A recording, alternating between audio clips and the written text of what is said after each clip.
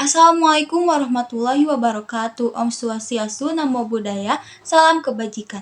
Perkenalkan, nama saya Anggi Fitri Lestari dari HK23A. Di sini saya akan menjelaskan terkait garis-garis besar pembaharuan pidana dalam KUHP Undang-Undang Nomor 1 Tahun 2023. Sebelum kita membahasnya, perbaharuan pidana ini terdapat tujuan. Yang pertama adalah KUHP yang dimiliki oleh negara Indonesia ini dibuat pada tahun 1800 yang berarti sudah 222 tahun diberlakukannya di Indonesia. Yang pada saat ini tidak relevan dengan situasi saat ini. Kedua, adanya disesuaikan dengan perkembangan karena saat ini adalah era 4.0 atau 5.0.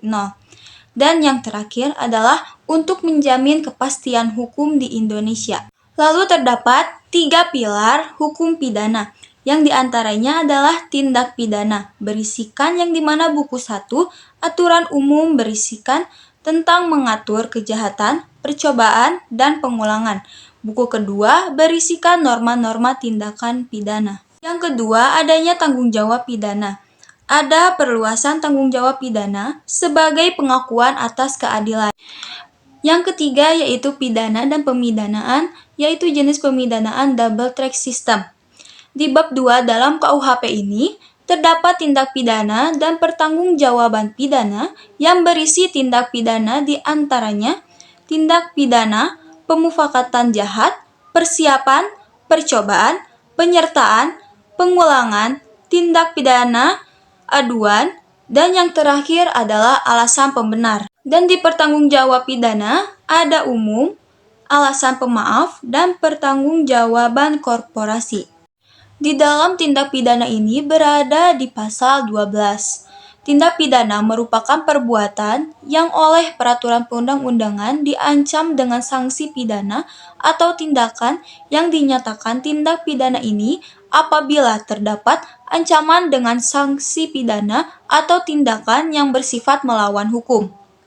Penyertaan berada di pasal 20 dahulu pasal KUHP dan pasal 21 dahulu pasal 56 dan 57 KUHP.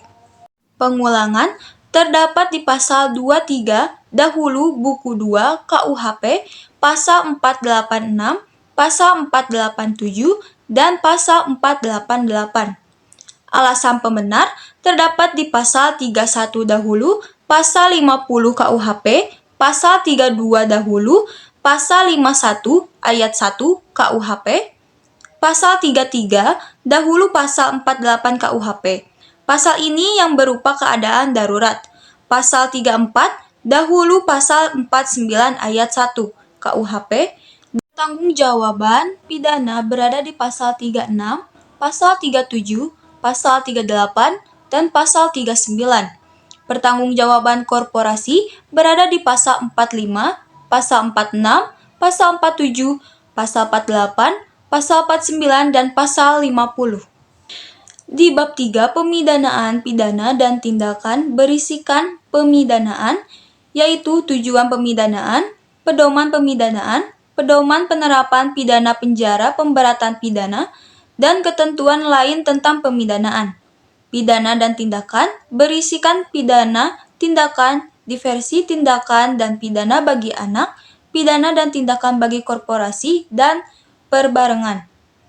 Itulah garis-garis besar tentang pembaharuan pidana dalam KUHP Undang-Undang Nomor 1 Tahun 2023. Sekian dari saya. Terima kasih. Wassalamualaikum warahmatullahi wabarakatuh.